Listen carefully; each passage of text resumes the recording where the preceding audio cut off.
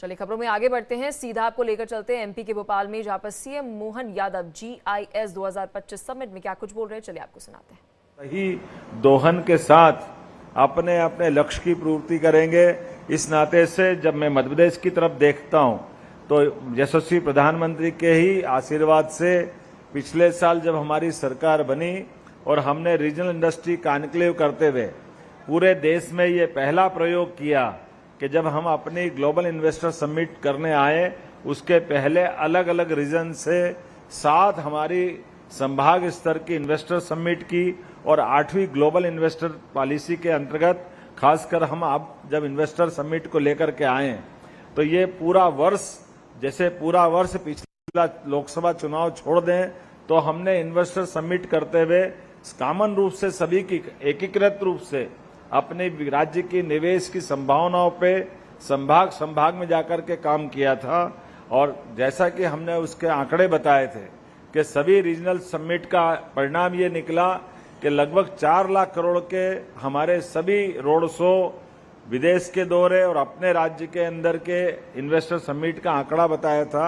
और जैसा कि हमने ग्लोबल की बात कही है तो ग्लोबल के अंदर भी इसी प्रकार से अपने देश के सभी स्वनाम धन्य बड़े बड़े घरानों ने अपना रुचि भी दिखाई है, आश्वस्त भी किया है और कई विकासशील देशों के साथ विकसित देशों ने भी मध्य प्रदेश के साथ जुड़ते हुए भारत के प्रति विश्वास व्यक्त किया है। मैं अपनी ओर से उन सबका आभार भी मानता हूं और आंकड़े भी ऐसे आ रहे हैं कि अब हमको वाकई उत्साह उमंग के साथ, पहले तो हमने सोचा था कल एक साथ अनाउंस कर दें, हमको लगा थोड़ा बेबानी होगी दोनों दिन की एक साथ बात करना, तो हर दिन की बात करें। अब तो जिस क्षेत्र में जाएं वहां ऐसा लगता है कि हम अपनी इस बदलते दौर के समय में अपने आप पे भरोसा करें। पूरा विश्व यशस्वी प्रधानमंत्री के नेतृत्व में भारत की तरफ देख रहा है। मैं आज जब MOU के इस सेशन में बैठा हूं, यहाँ के पहले ऊपर जब 1 to 1 कर रहा था तो चाइना के लोग भी आकर के मध्य प्रदेश के साथ जुड़ करके व्यापार की बात कर रहे हैं। जापान, जर्मनी, कनाडा, जिस प्रकार से विदेश और अपने देश के अंदर भी, जैसे आज गौतम अडानी जी ने सवेरे अनाउंसमेंट किया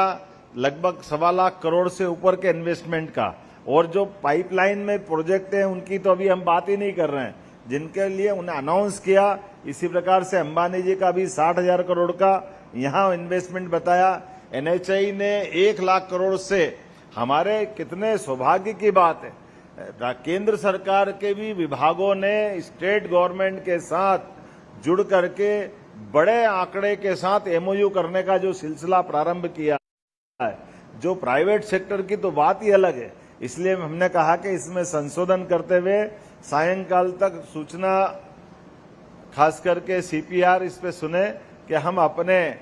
सभी प्रकार के जो MOU इन्वेस्टमेंट के हुए अलग अलग प्रकार के, क्योंकि संकलित रूप से तो मुझे भी याद नहीं है कि जहां जा रहे हैं वहीं MOU हो रहे हैं और ये सब उत्साह उमंग बढ़ाने वाला वातावरण भी है, लेकिन संकलित रूप से सरकार के पास इन सब के डाटा भी हैं और इस पे हम बात भी करेंगे। लेकिन उससे बड़ी बात यह है, हमारे लिए कुल मिलाकर 24 और 25 तारीख की ग्लोबल इन्वेस्टर समिट जो भोपाल में पहली बार प्रयोग के आधार पर हुई है, ये वाकई उत्साह बढ़ाने वाली भी है। और मैं मान के चलता हूं कि बड़ी संख्या में कमोबेश सभी लोगों को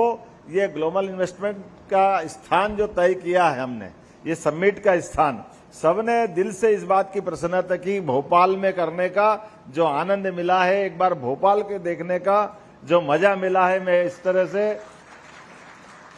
ये बता सकता हूं कि भोपाल को राजधानी के रूप में तो सुना था, लेकिन नजदीक से देखने का आनंद अलग मिला है। भोपाल की झील, भोपाल के ताल, भोपाल की हरियाली, और मैं तो मजाक कर रहा हूं कि अभी आपने दिन भर का भोपाल आनंद के साथ ग्लोबल इन्वेस्टर समिट का देखा। कभी रात में होटल में रहो तो झांकते रहना, हो सकता है सड़कों पे टाइगर भी नजर आ जाए। ये भोपाल की खूबसूरती है कि यहाँ सह-अस्तित्व की भावना के आधार पर समान रूप से ये टाइगर रिजर्व जोन में हम भोपाल की अपनी राजधानी को लेके एक साथ इस आनंद के साथ इस पूरे आयोजन का हिस्सा बना रहे हैं। मैं उम्मीद करता हूं कि आपका ये प्रेम बना रहेगा और कल सायंकाल यशस्वी गृह मंत्री जब इसका समापन करने आएंगे तो हमारा कुल मिला के 2 दिन के बिजनेस का सही साठ आंकड़ा उस समय आएगा। लेकिन एक बार फिर मैं इस पूरे आयोजन से जुड़ने के लिए आपका आभार भी मानता हूं, आपको धन्यवाद भी देता हूं और एक बार फिर इसका अगला सत्र चालू करते हैं, क्योंकि जिस प्रकार से मैं मान के चलता हूं, जिसको यहां बोलूंगा तो अतिशयोक्ति लगेगी। जैसा कि यशस्वी प्रधानमंत्री ने भी कहा है, उन्होंने कहा कि जब हम अपना ये इन्वेस्टमेंट का कोई कार्यक्रम कर रहे हैं तो प्रोटोकॉल तोड़कर भी उन्होंने कहा कि हमारे निवेशकों के साथ सरकार का संबंध एक तरह से दोनों के रूप में बराबरी से होना चाहिए कि बाहर से आने वालों को उनका समय भी जाया नहीं हो और हमारी भी उनके प्रति भावना का प्रकटीकरण हो। तो उनने अपने प्रोटोकॉल को तोड़ करके मुझे भी और चीफ सेक्रेटरी डीजी सबसे कहा कि आप पूरा समय यहीं लगाइए, यहीं समय दीजिए, ताकि ये जो मूल हेतु है, एक तरह से